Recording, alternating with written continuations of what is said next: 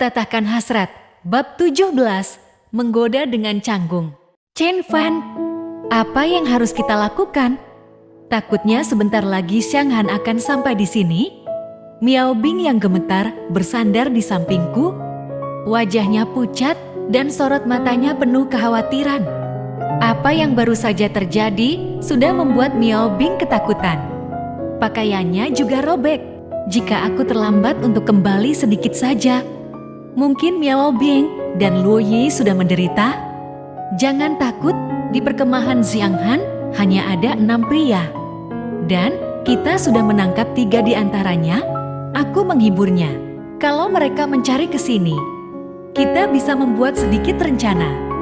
Bahkan jika Sang Han sendiri yang datang, dia juga tidak akan mendapatkan apa-apa. Benarkah? Miao Bing menekan payudaranya ke lenganku dan menatapku dengan matanya yang menawan. Chen Fan, aku merasa sangat aman dengan adanya kamu di sisiku.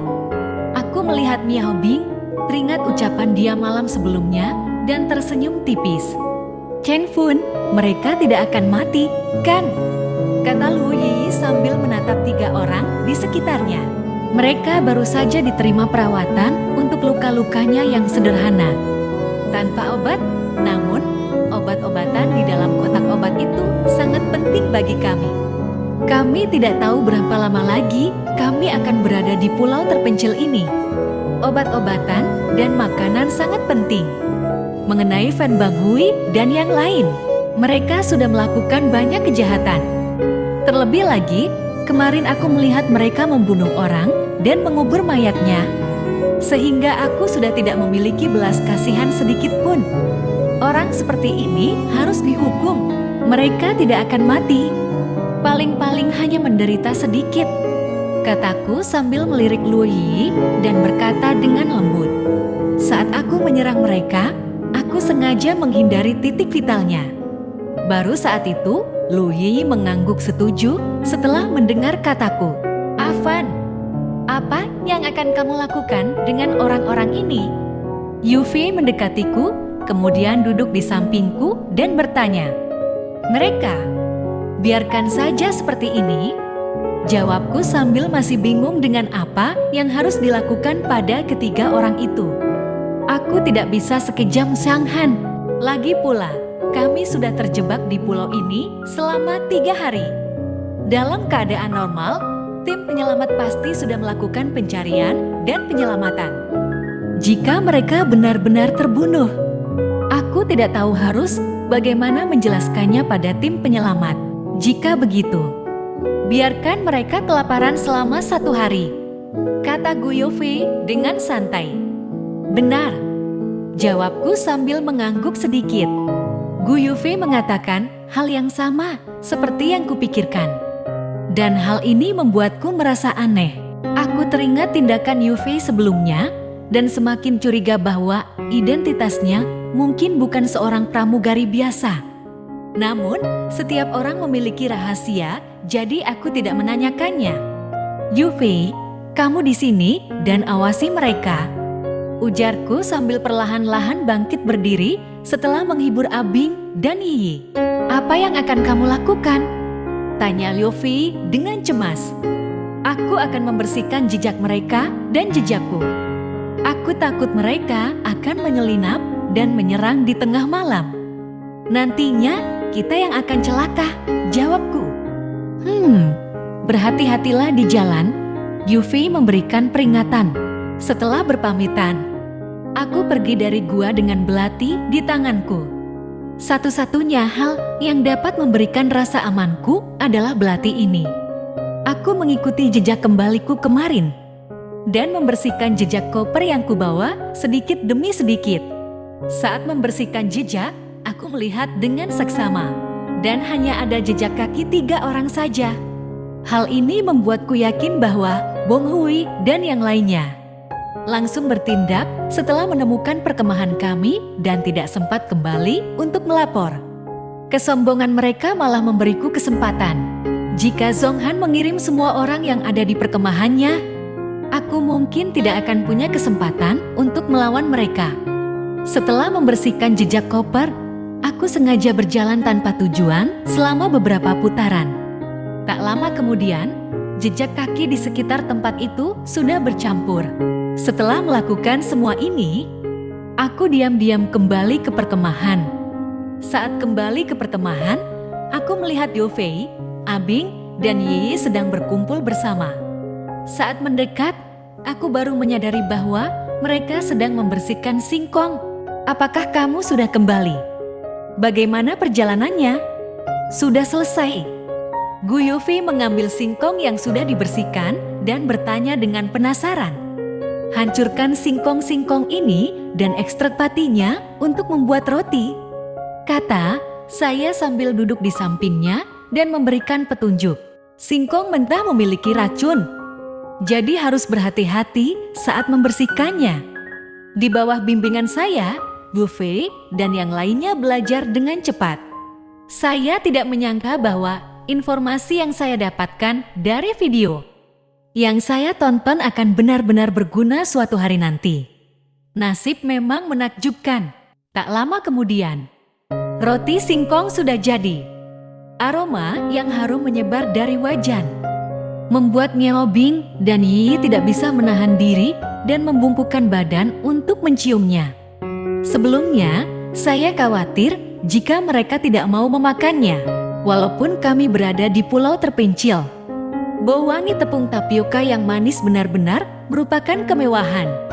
Bahkan Fan Bunghui dan yang lainnya yang berada jauh di sana pun tidak dapat menahan godaan. Mereka terus menatap ke arah kami dan berusaha keras menelan air liur. Meskipun perkemahan Zhanghan memiliki banyak persediaan, namun semuanya adalah makanan instan.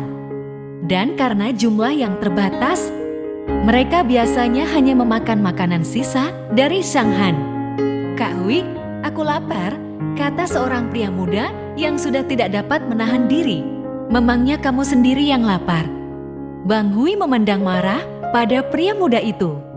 Setelah kita pergi dari sini, semua yang mereka miliki adalah milik kita, baik makanan maupun wanitanya. Dapatkah kita kabur dari sini? Matanya pemuda itu bercahaya. Dia menatap Bang Hui dengan semangat penuh. Tentu saja. Tadi aku ditipu oleh Chen Fan.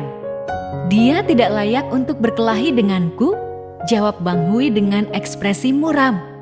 Kalian semua ikuti perintahku dengan baik. Saat kita mendapatkan kesempatan yang baik, kita akan meninggalkan tempat ini. Benarkah? Mata pemuda itu berbinar saat mendengar jawaban itu. Tadi dia sudah menyerangku. Setelah kabur, aku akan membunuh orang bernama Chen Fan ini. Aku juga, dia sudah menyakitiku setengah mati, ujar pemuda lainnya dengan penuh kebencian. Aku melirik Bang Hui dan yang lainnya. Sepertinya tadi aku mendengar mereka berbisik-bisik, tapi aku tidak terlalu memperhatikan. Aku membagikan kue singkong dari wajan kepada Yofei dan yang lainnya. Sekarang, Fan Bang Hui dan beberapa orang sudah kutangkap. Jika mereka ingin melarikan diri, aku akan menjadi orang pertama yang mengetahuinya. Kecuali mereka menunggu sampai malam untuk beraksi, maka mereka mungkin memiliki kesempatan untuk melarikan diri. Namun, hal tersebut juga memiliki risiko besar. Berada di hutan pada tengah malam penuh dengan bahaya. Entah itu binatang buas atau kegelapan, sudah cukup untuk membunuh orang biasa. Mari kita lihat apakah mereka berani untuk bertaruh. Setelah selesai makan, kami berempat mengobrol sebentar. Tidak lama kemudian, Yufi berdiri. Aku akan tidur sebentar, lalu aku akan jaga malam. Lea, aku mengangguk. Dulu jaga malam adalah untuk berjaga terhadap binatang liar, tetapi sekarang untuk menjaga Bung Hui dan yang lainnya, juga keadaan darurat lainnya. Bang Hui dan para pemuda itu sekarang tidak kembali, Zhanghan pasti akan curiga. Jika mereka mencari kemari, kami juga sudah siap. Miao Bing, kamu juga pergilah beristirahat. Aku melirik Miao Bing dan berkata dengan santai, kebetulan kita bisa membagi tugas menjadi 2 kelompok dan bisa bergantian berjaga malam. Miao Bing terkejut saat aku menyuruhnya beristirahat. Aku ingin berada di sini bersamamu. Abing menatapku dengan matanya yang menawan dan penuh godaan. Kamu tidur saja, aku baik-baik saja di sini bersama Yi. Namun aku menolak. Aku teringat apa yang dikatakan Miao Bing kemarin, sehingga aku merasa sedikit tidak nyaman. Awalnya, aku mengira Miao Bing sedikit menyukaiku, tetapi ternyata semua itu hanya demi bertahan hidup. Rasa kecewa sepertinya tampak terlintas di wajah Miao Bing saat melihat tindakan Lu Yi yang menyadarkan tubuhnya padaku. Miao Bing pun patuh mengikuti Lu Fei ke dalam gua. Chen Fan, apa yang terjadi antara dirimu dan Kak Bing? Tanya Lu Yi dengan lembut sambil bersandar di sampingku. Tidak apa-apa.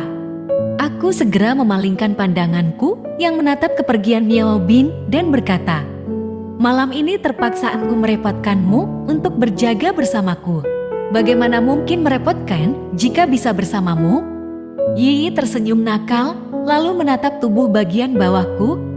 Apakah malam ini aku bisa melakukan sesuatu yang tidak pantas denganmu? Ini, aku sedikit terdiam mendengar ucapan Yi. Sepertinya ada yang salah dengan pemikiran gadis ini. Berikan aku waktu 1 jam untuk melakukannya. Sebelum Lu Yi selesai berbicara, dia dengan cepat berubah pikiran dan berkata, setengah jam juga tidak apa-apa. Melihat aku tidak mengatakan apa-apa, Lu Yi melanjutkan.